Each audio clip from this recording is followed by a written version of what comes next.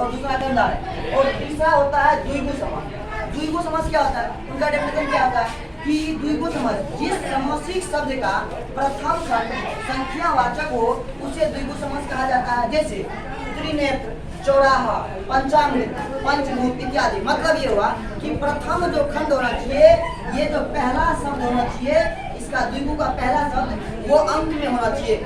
Mind indicate करे अंक। त्रिनेत्र 3 आया ना, चौराहा 4 आया ना, पंचामृत मतलब 5 आया ना। उसी प्रकार से जब कोई अंक आता है, कोई भी एग्जाम्पल में, कोई भी शब्द में जब कोई अंक इंडिकेट करता है तो वो तुम्हारा होता है द्विगु समास। समझ में आ गया। और चौथा होता है द्वंद्व। चौथा होता है द्वंद्व समास।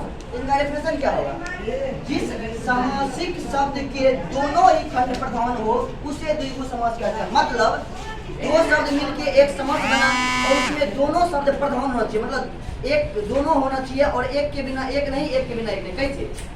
जिस प्रकार से जिस सामासिक शब्द के दोनों ही खंड प्रधान होते हैं उसे द्विगु समास कहते हैं। एग्जांपल, लोटा डोरी। लोटा के बिना डोरी नहीं, डोरी के बिना लोटा नहीं। मतलब दोनों शब्द अपने में फेमस है, परफेक्ट। इसलिए ये तुम्हारा हो जाएगा द्विगु। सीता राम, सीता के बिना राम नहीं, राम के बिना सीता नहीं।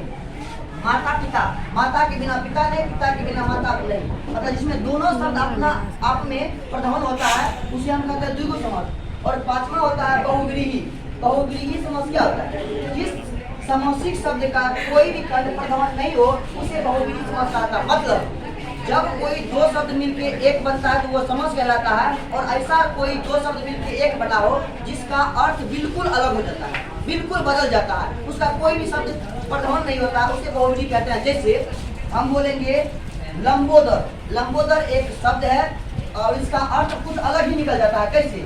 लंबा हो उदर जिसका अर्थात गणेश। मतलब लंबोदर एक प्रकार गणेश कहते हैं। उदर मतलब जिसका लंबा हो, क्या उदर, उदर समझ रहे हो ना, पेट। मतलब जिसका लंबा हो उदर इसका टू गणेश। मतलब लंबोदर का डायरेक्ट अर्थ बदल गया, इसमें से कोई शब्द नहीं गया, इसलिए तुम्हारा बहुव्रीहि होगा। और दूसरा होता है अवयवी भाव समास। अवयवी भाव क्या होता है कि जिस सामासिक शब्द का प्रथम पद प्रधान हो। यहाँ पे तत्पुरुष में मेरा था अंतिम खंड प्रधान, लेकिन अवयवी भाव में डायरेक्ट उसका अपोजिट जिस सामासिक शब्द का प्रथम पद प्रधान होता है उसे अवयवी भाव समास कहते हैं। जैसे यथाशक्ति, प्रतिदिन, प्रतिफल इत्यादि। ये प्रकार का समास का डेफिनेशन था और हम लोग समास को आज क्लियर किए और बढ़ेंगे अगले के वीडियो लेक्चर की ओर।